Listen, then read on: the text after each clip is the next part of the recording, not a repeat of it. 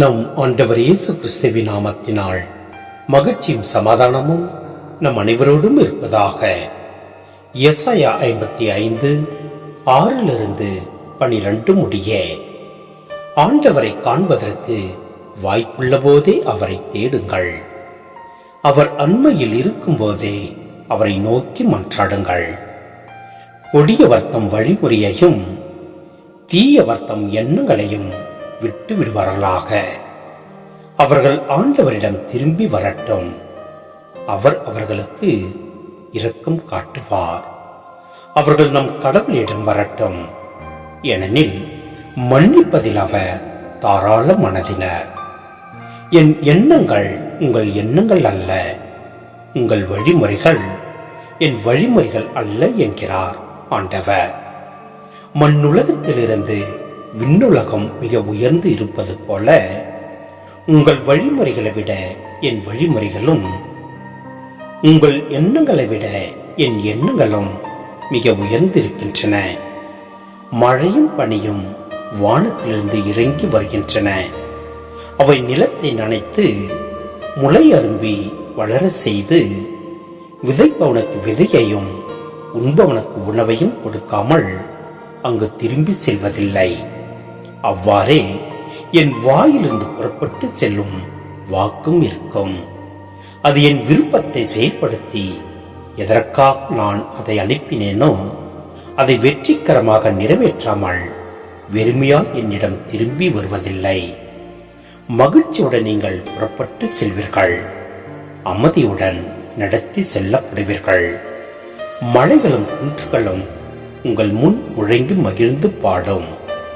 காட்டு மரங்கள் கைகொட்டி ஆர்ப்பரிக்கும். சிந்தனை: ஆண்டவர் அருகில் இருக்கும் போதே அவரை தேட அழைப்பு விடுக்கிறார் எசாயா. ஆண்டவர் எப்போதும் அருகில்தான் உள்ளார். நாம் தான் அவரை விட்டு வெகு தொலைவில் செல்கின்றோம். ஆண்டவரை நாம் கண்டு கொள்ளாததற்கு நாம் எழுப்புகின்ற தடைகள் தான் காரணம். நம்முடைய வாழ்க்கை முறைகளும் நம் தீச்செயல்களும் அவரை கண்டு கொள்ள விடாமல் தடுக்க வல்லவை. இன்னும் முக்கியமாக, கடவுளை நமது சிந்தனைகளால் கட்டுப்படுத்தி அவருடைய எண்ணங்களையும் வழிமுறைகளையும் அறிந்தவர்கள் போல நடிப்பது கடவுளை நாம் கண்டு கொள்ளாமல் இருக்க செய்யலாம். கடவுள் நமது அறிவிற்கு அப்பாற்பட்டவர். பணிவுடன் அவர் முன் அடிபணிவதுதான் அவரை கண்டு கொள்ள சிறந்த வழி. இறைவார்த்தையில் இயல்பும் ஆற்றலும் இப்பகுதியில் வெளிப்படுகின்றன. கடவுளிடமிருந்து வருகின்ற ஒவ்வொரு வார்த்தையும் மனிதர்களின் மனங்களாகிய நிலங்களை பண்படுத்தி மனங்களில் மறைந்து கிடக்கும் ஆற்றல்களை வெளிக்கொணர்ந்து மனிதர்களை பண்புள்ளவர்களாக நல்லவர்களாக மாற்ற வல்லவை.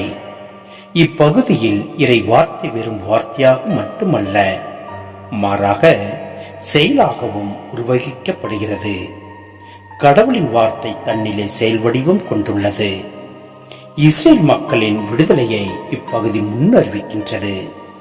அவர்களின் விடுதலையால் எல்லா நாடுகளும் மகிழும், அக்களிக்கும்.